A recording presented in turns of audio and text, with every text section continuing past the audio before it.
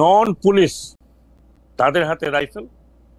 আমি তো এখানে আমি যেখানে আছি দিস সেন্টার, তার মানে আপনার মহাখালী, আমি আমার ছাদের উপর থেকে দেখেছি রেস্কিউ করতে এয়ারফোর্স দিয়ে তারা লুঙ্গি পড়াচ্ছিল। তারপরে ছাত্রলীগ, যুবলীগ, আমি যদি আপনাকে ভিডিওগুলো দেখাই, তাদের হাতে স্নাইপার রাইফেল, তাদের হাতে 7.62 evident.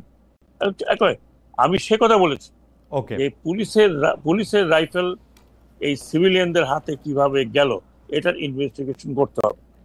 How this rifle has gone, it's dangerous issue.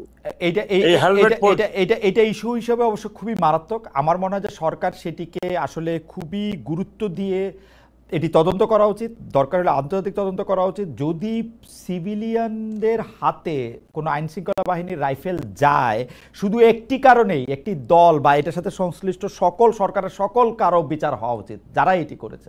এটি আসলে আমি সেটাই বলেছিলাম, তখন বলেছিলাম যে আমি হোমে আসছি, আমি এটা তদন্ত করব।